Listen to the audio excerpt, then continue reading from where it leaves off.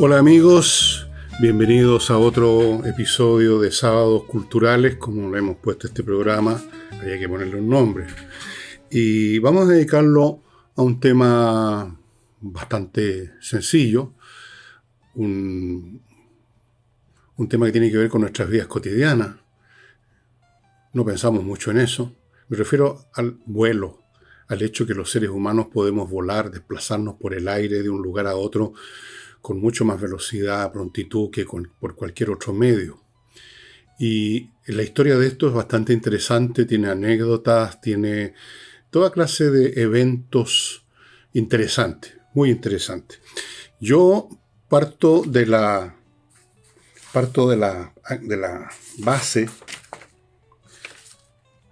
de que ya el hombre más primitivo que podamos imaginar, un tipo de las cavernas, un hombre de hace 40.000 años atrás, seguramente más de alguna vez lo asombró el hecho de ver aves volando, ¿no? Y más de alguno habrá imaginado, o habrá querido, hubiera deseado poder hacer lo mismo. Porque volar significa estar eludiendo todos los obstáculos que presenta el avanzar por sobre la superficie de la Tierra, obviamente, especialmente en esos tiempos primitivos, en que no había nada, carretera, vehículos ni nada, simplemente había que superar cerros, valles, ríos, arbustos, bosques, qué sé yo, y veía a estos seres tan libres, llenos de libertad, moviéndose por un espacio vacío, por el aire. Tienen que haber pensado más de alguna vez, y desde luego, más adelante en la historia humana, se pensó muchas veces en el tema del vuelo. Hay un viejo mito para los pájaros, y con plumas y con cera crea unas alas. Y el primero que iba a probar estas alas para volar era Ícaro, su hijo. Dédalo le advierte sí que no vuele demasiado bajo, porque si se mojan las plumas no va a poder volar y va a caer. Pero que tampoco suba mucho, porque con el calor se va a derretir la cera con que estaban pegadas estas plumas y se va a caer. Pero ustedes saben lo que pasa con las advertencias y consejos que le dan los padres a los hijos. No nos dan pelota. O sea, uno es un viejo majadero, un viejo que anda punceteando, que anda jodiendo. Lo mismo debe haber pasado aquí, porque Ícaro se puso las alas, se puso a volar, se empezó a entusiasmar, empezó a subir más y más y más y más, y ya ustedes recordarán cómo continúa el mito, el calor del sol. Se supone que al subir un poco el calor era más grande. Bueno, el calor del sol derrite la cera, Ícaro cae al mar y se ahoga. Y es un mito que por supuesto tiene muchas significaciones. Hasta el día de hoy, de vez en cuando los que se acuerdan de estas cosas de la antigüedad lo pueden utilizar como una metáfora de lo que ocurre cuando uno es vencido por la arrogancia, por la ambición. Es un mito, es una historia también donde esta arrogancia y ambición están unidas, como suele ocurrir al ingenio humano, que es capaz de crear tantas cosas, pero luego que las crea se sobrepasa, se pasa de revoluciones y va más allá de lo que debiera con su invención y se produce algún tipo de desastre. Esa es el primer registro que tenemos de un accidente aéreo, podríamos decir, la caída de Ícaro porque se le derritieron las alas. En el siglo XV, principios del XVI, Leonardo da Vinci, un genio múltiple, universal, que era capaz de pintar, que era capaz de diseñar máquinas, que era capaz de muchísimas cosas. Si uno ve los cuadernos que están disponibles, los cuadernos de notas de Leonardo da Vinci, uno ve la cantidad de cosas que le interesaban, en que se metía, y una de ellas fue el vuelo. Él observaba a los pájaros y trató de determinar cómo era posible que volaran. Y hizo algunos diseños de lo que podríamos llamar un helicóptero. Ya vamos a llegar al punto de los helicópteros. Pero no pasó nada de ahí, no se inventó ninguna cosa. Leonardo da Vinci no inventó una máquina voladora. Pero en el siglo XVIII, para ser exactos, en 1783, pocos años antes de la Revolución Francesa, que iba a cambiar todo el cuadro de Europa, por supuesto de Francia, los hermanos Montgolfier hicieron una demostración en París que causó una enorme emoción con un globo aerostático. Llenaron un globo con aire caliente, que es más liviano, tiende a ascender que el aire de temperatura normal. Le ataron un canasto y subieron una cantidad de metros. No sé exactamente, no estaba ahí, pero subieron 500 metros, 400 metros, lo que sea. Y fue una cosa realmente que asombró a todo el mundo. Pero eso no es vuelo realmente, eso es ascenso. Volar es moverse por el aire a donde uno quiere. Y aquí simplemente estaban siendo llevados hacia arriba por el efecto del aire caliente. Pero igual es la primera oportunidad en que el hombre logra superar, por así decirlo, la fuerza de gravedad y ascender. Cuando uno lee lo que yo hice de niño, ahora ya los niños no leen las cosas que leíamos los nacidos hace tanto tiempo, a Julio Verne, va a ver que el tema del vuelo también está presente.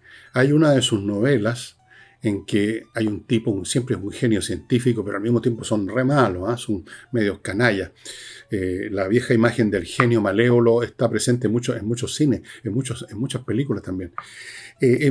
Había inventado una máquina que era como un barco repleto de hélices, una cosa que jamás habría podido volar.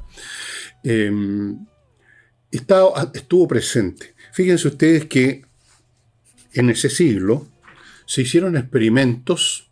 Dos caballeros, George Cagley y Otto Lilienthal, hicieron experimentos con planeadores siguiendo los principios de la aerodinámica que voy a explicar lo más simplemente posible más adelante, porque todavía hay gente que no entiende cómo puede elevarse una cosa pesada. Incluso a veces esos aviones militares que van con tanques, ¿cómo puede elevarse? Bien, vamos a examinar esos principios un poco más adelante del programa. Hicieron un experimento, el Lilienthal hizo como 2000 vuelos con este planeador, vuelos, digamos, si podemos llamarlos así, ¿no? Dejarse por una pendiente de un cerro, digamos, soltarse, cosa que hacen ahora con los parapentes, ¿no? Y avanzar un poco. Y el asunto estaba entonces en el aire. Por ese mismo tiempo ocurrió algo súper interesante que se ha repetido muchas veces en la historia de la ciencia y la tecnología, que es el típico negador que da toda clase de argumentos para negar que algo es posible justo antes que eso que era aparentemente imposible se hace realidad. Pero antes de eso, amigos, vamos a mi primer bloque comercial. Les quiero contar de un nuevo producto que está con nosotros, se llama Neuro 300. Muy interesante, yo lo voy a empezar a usar de todas maneras, y yo estoy seguro que también. Es un nootrópico. Los nootrópicos son productos que optimizan las funciones cognitivas.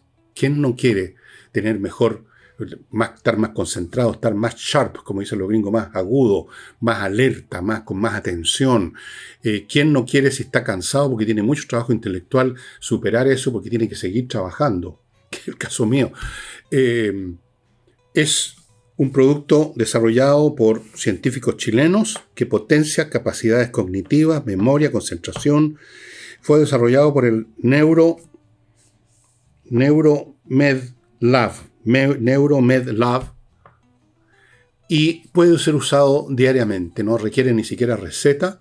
Es un producto hecho con elementos naturales que estuvieron investigando mucho tiempo cuál combinación de estos elementos naturales producía el mejor efecto en términos de aumentar la agudeza mental, la capacidad de concentración, la memoria, en fin, todos estos elementos del proceso intelectual. Usted lo puede tomar una pastilla en la mañana, otra en la noche. Facilita muchas cosas porque tiene efectos, como llaman ellos, neuroplásticos. Facilita, por ejemplo, para las personas que tienen problemas de insomnio, que les cuesta quedarse dormido, que es un caso mío, uno de mis casos. Así que yo voy a empezar a tomar estas pastillas de todas maneras. Facilita entrar en el proceso del sueño, en dormirse, y no soñar necesariamente, dormirse. Y produce un balance mejor de todas las funciones intelectuales. A veces uno puede estar perfectamente capacitado para hacer un trabajo, pero no está en el 100% porque está cansado, porque está agotado, porque algunos elementos químicos del cerebro están un poco reducidos por el uso. Entonces, ¿cómo se consigue este producto? Dos posibilidades. Está en mercadolibre.cl. Recuerden, se llama Neuro 300.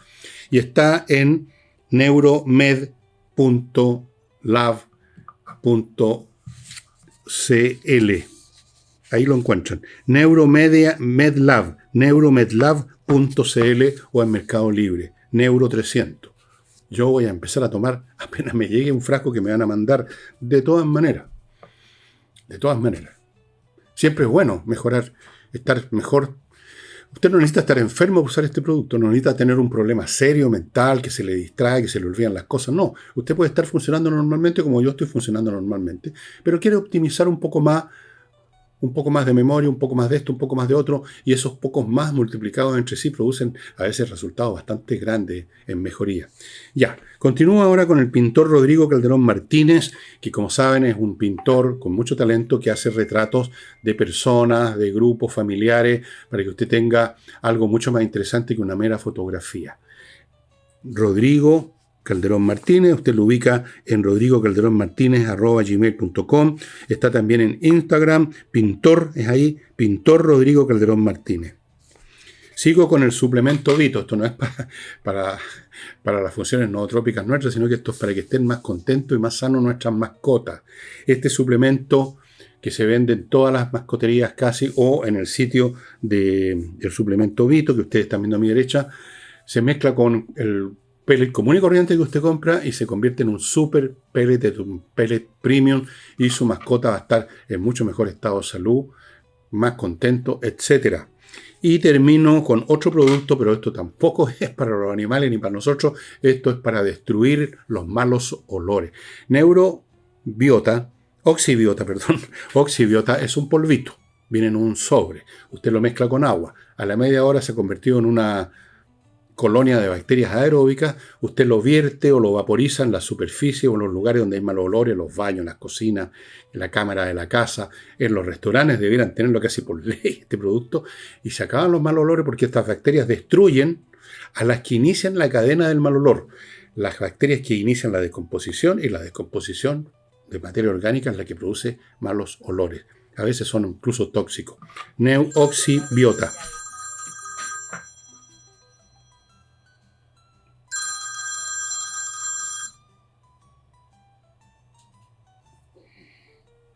Perdón, me estaban llamando. Y con este nuevo sistema que tengo no puedo parar y hacer un montón de cosas como antes. Bueno, sigamos con el tema.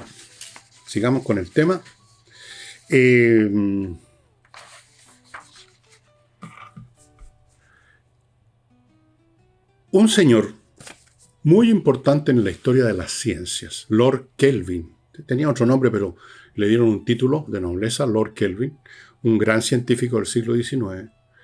Pero a pesar de eso, a pesar de su mente brillante, no es el primer caso que ocurre, escribió un libro en una de cuyas secciones demostraba con cálculos y de acuerdo a los conocimientos físico-matemáticos en la época que no era posible volar con un objeto más pesado que el aire. Este tipo de refutaciones de algo que ocurre al día siguiente son bastante típicos en la historia de la ciencia, ¿no? Esto no se puede. Así que cuando escucha algún científico de cualquier especialidad, astrónomo, físico, químico, lo que sea, que le dice a usted o escribe con un poco de esa pedantería y arrogancia de los científicos, que tal cosa es imposible y pues saca una actitud desdeñosa, acuérdese de Lord Kelvin, que dijo que el vuelo era imposible, y resulta que en 1903 los hermanos Wright llevan a cabo el primer vuelo con un avión, con un objeto más pesado que el aire, el primer vuelo controlable y propulsado por sí mismo, y no llevado por acá o para allá por el viento como ocurría con los globos aerostáticos, con un motor. Hay imágenes de ese primer vuelo que duró 12 segundos, y el avión, donde iban los dos hermanos, hay fotos de eso, recorrió 37 metros. Ese fue el primer vuelo de una máquina más pesada que el aire, autopropulsada, con su propia mecánica de propulsión. Fue extraordinario, los hermanos Wright se convirtieron en rockstar. Pronto, por supuesto, fueron imitados. Ellos usaron principios aerodinámicos que son en el fondo bastante simples. estuvieron experimentando. Eran fabricantes de bicicletas los hermanos Wright. No tenían títulos académicos, no tenían posgrado, no tenían toda esa parafernalia académica, sino que eran tipos geniales, inventivos, y se les ocurrió aplicar los principios aerodinámicos que seguramente conocían del Lilienthal y el otro fulano, y le pusieron un motor y experimentaron 1.000.000 de veces hasta que lograron hacer una máquina capaz de volar. Y después siguieron haciendo vuelos demostrativos cada vez más largos, más grandes. La gente acudía en masa a los sitios de demostración. Luego aparecieron otras máquinas voladoras siguiendo el mismo principio, los mismos principios aerodinámicos, con un motor. Ahí empiezan a aparecer una serie de personajes que se convierten como en personajes de circense, haciendo vuelos en París, cruzando el Canal de la Mancha. Naturalmente estos aviones eran cada vez más potentes, con un motor más potente, con alas más grandes. Y llega la Primera Guerra Mundial y empiezan a usarse los aviones. Primero, los aviones eran usados simplemente para observar las posiciones enemigas, no iban armados. Así que de repente se cruzaban aviones de los aliados, los franceses o los ingleses con los alemanes, y se saludaban, estaban observando simplemente. En algún momento, un piloto, no sé de cuál de los dos bandos, y disparó con una pistola, no sé si le acertó, yo creo que no, a otro. Entonces se pensó, hay que armar estas cuestiones. Y de un modo u otro llegaron a instalarle ametralladoras. Y entonces los aviones comenzaron a combatir entre sí. Empezaron a aparecer los primeros ases. El as es un piloto de guerra que logra vencer, dicen ellos. En el fondo es matar. Eso es lo que ocurre en definitiva. En esa época además no tenían paracaídas esos pilotos. Iban con su avión, que eran muy frágiles. Gran parte del material de construcción era tela, madera. Y no tenían manera, si el avión dejaba de volar, si no ya no podía seguir volando, estaban sonados, morían. O morían por las balas de la ametralladora enemiga o morían al estrellarse. Ahí aparece el famoso héroe von Richthofen. Uno de estos personajes que fue también un as de esa guerra es el Göring, que sería después uno de los miembros del círculo íntimo de Hitler. Entre las dos guerras, termina la Primera Guerra Mundial en 1918 y esto se sigue desarrollando en forma exponencial. Ya al final de la guerra incluso los aviones de combate eran mucho más perfeccionados, incluso se desarrollaron aviones suficientemente grandes para bombardear. Ahora eran unas bombas pequeñitas. Ustedes pueden ver fotos del piloto con la mano dejando caer unas bombas. Después las hicieron un poco más grandes. Pero después del 1918 se empezó a desarrollar mucho y aparece la navegación, aeronavegación comercial. Aviones que eran capaces de transportar entre Francia y Inglaterra, por ejemplo, o sea, cruzando el Canal de la Mancha, que no es gran distancia, 20 o 30 personas, no más que eso. Pero el desarrollo fue muy rápido. En los años 20, 30 empezaron a desarrollarse motores más perfeccionados, el avión deja de estar hecho con palitos y con tela y empieza a ser hecho con duraluminio, metal, y empiezan a surgir personas que baten récord. Lindbergh en 1927 cruza el Atlántico, primer vuelo que cruza el Atlántico con un avión que lo bautizó Spirit of St. Louis, el espíritu de San Luis. En los años 30 aparece una heroína del vuelo, Amelia Earhart. Hace un montón de cosas, vuelo, era una mujer además muy simpática, bastante buena moza además, digamos, creo yo. Y incluso protagoniza la primera desaparición misteriosa, 1937, desaparece en un vuelo que trató de circunnavegar el mundo, dar la vuelta al mundo en un avión Lockheed Electra, bimotor, bastante grande, iba con un navegante, no iba sola, desaparecieron en algún lugar del Océano Pacífico y hasta el día de hoy es un misterio qué pasó. Obviamente tuvieron un accidente, no encontraron, simplemente parece, no tenían los sistemas de ubicación de ahora, el lugar, la isla donde había un aeródromo, y tarde o temprano se quedaron sin gasolina y el avión, no sé, lo hicieron quizás aterrizar en otra isla, en una playa, en algún lugar, y no tenían cómo comunicarse, la radio perdió la batería, no los encontraron nunca, y hasta el día de hoy aparecen de vez en cuando investigadores que dicen, en esta isla murió la Amelia Earhart y su compañero, y estos son los huesos de ella. uno de los grandes misterios de la aviación. No está claro realmente si se ha encontrado el lugar donde desapareció Amelia Earhart.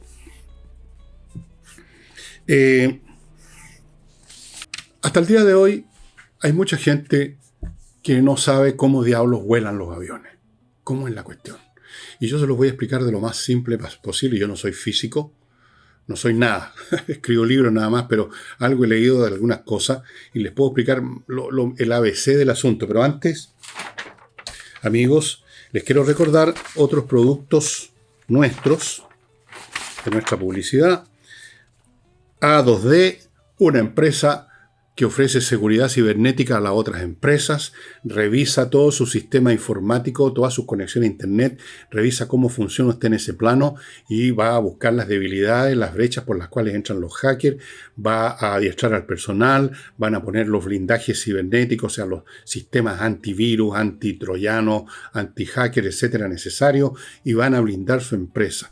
Miren, la intrusión de los hackers está creciendo exponencialmente día a día, año a año, y si usted no está protegido, probablemente tarde o temprano se le van a meter en su sistema, le van a robarlo hasta lo que no tiene, le pueden hacer mucho daño, mucho daño. Le ha pasado a bancos en Chile, así que tenga cuidado. A2D.cl, ahí los ubica. Sigo con el arquitecto Diego Sándor, un hombre de talento que trabaja construyendo y remodelando en la zona de la región de los lagos, remodelaciones muy hermosas, muy interesantes, tiene mucho talento y construcciones a partir de cero, por supuesto, con un diseño de fachada y de interiores realmente espectaculares, realmente hermosos, adecuados al entorno en que se ha construido. Ustedes han visto fotos, yo sé que es la misma de siempre, todavía no me llegan, pero me van a llegar. Arquitecto Diego Sándor, lo ubican en las direcciones que aparecen ahí. Continúo con conversaciones numéricas, un ingeniero que enseña matemáticas de una manera completamente distinta a estos niños que tienen problemas y les da vuelta la cosa. Los niños dejan de tenerle pavor a las matemáticas, dejan de disgustarse con las matemáticas, todo lo contrario, porque la matemática no es ese monstruo espantoso que se ha creado como una especie, como un mito, el mito de las matemáticas. A mí me tocó en colegio el mito de la física. Oye, en cuarto, en quinto empieza la física y queda la rajadura, mueren ahí los alumnos con puro uno. No era así. Bueno, amigos, además da clases para prepararse para la prueba de admisión a la universidad y también hace unos cursillos de programación para niños, con lenguaje para niños, muy interesante para fortalecer las capacidades cognitivas de niños, especialmente los niños que tienen algún talento especial y usted no quiere que se pasmen. Y termino con Trade-In, una empresa que revisa toda la oferta mundial de aquellos productos o insumos que usted necesita en su comercio o en su empresa. Todos necesitamos importar cosas hoy en día, no se fabrica todo a partir de cero, y ellos son Trade-In, los que revisan todo el abanico de oferta, encuentran la mejor calidad y el mejor precio y lo ponen en la puerta de su negocio. Bueno, el principio de la aerodinámica es muy sencillo, se basa en la ley de Bernoulli y también las leyes de Newton. Bernoulli, el principio de Bernoulli consiste, y se aplica de la siguiente manera. En aviones con ala fija, si ustedes se fijan en la forma del ala, por arriba, la parte superior del ala tiene una curvatura y la parte de abajo es plana. Hay algunas variantes, pero más o menos. ¿Cuál es el resultado de eso?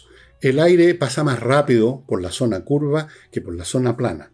Como pasa más rápido por la zona curva, se produce una diferencia de presión. Hay menos presión aquí que abajo y por lo tanto hay un empuje hacia arriba, una sustentación.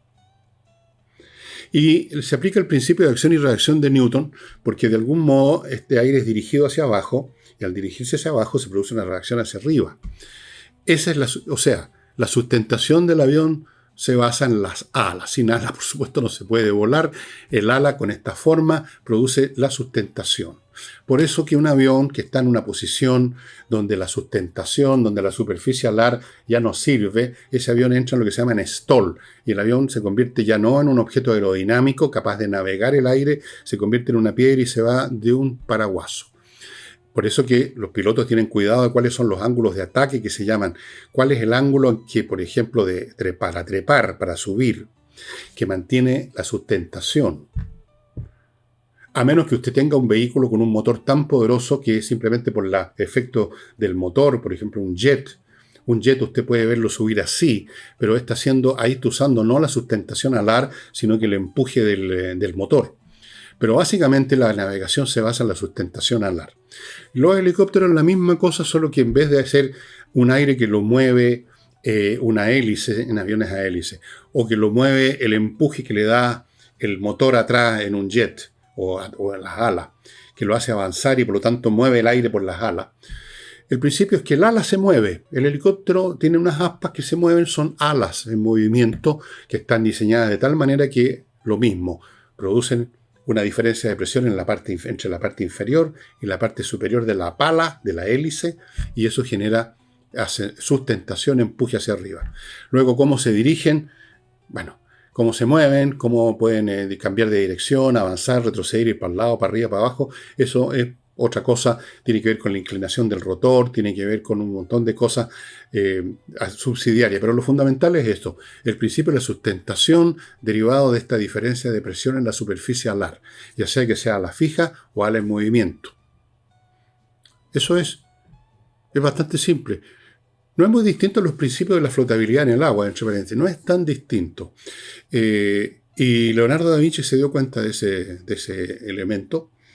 Y claro que él no tenía un motor. Hay momentos en que un científico descubre los principios básicos de algo, pero no los puede implementar simplemente porque no tiene la tecnología a mano para llevarla a cabo. Leonardo da Vinci no tenía algo con qué propulsar ninguna cosa. Entonces quedó solamente en el pensamiento de él y creo que hizo unos diseños de hélices para una especie de helicóptero.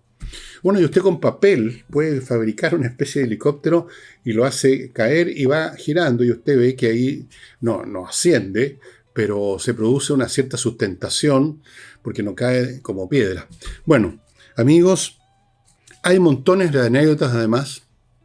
Estamos en tiempos en que la navegación se ha desarrollado enormemente. Ahora me parece a mí que las tecnologías están tratando de buscar motores de reacción, o sea, los jets, que usen menos combustible, que quemen menos combustible y que contaminen menos. Y también se están desarrollando nuevas tecnologías e ideas en el campo del diseño de las hélices, cosa que también se está aplicando en los barcos. Unas hélices con unos diseños bien curiosos, que parece que tienen más capacidades aerodinámicas, en el caso de los helicópteros, o más eficiencia para producir una corriente de aire con menos gasto de combustible. Como ustedes habrán visto cuando han viajado, el motor del jet adentro tiene como una cosa que se mueve, son unas hélices. Algún día voy a explicarles más o menos cómo funciona, que es muy simple, un jet, un motor a reacción. Es mucho más sencillo que un motor a explosión con pistones, cilindros y todas las cosas que la mecánica de un motor a explosión. Bueno, amigos, sería todo por hoy. Espero que les haya gustado el programa y no olviden además que los están esperando estos libros en elvillegas.cl/tienda. Y no solo estos libros, sino que otros más agrupados en combos de distinto volumen. Incluso tenemos un combo de 9 libros. Y eso sería todo. Nos estamos viendo mañana.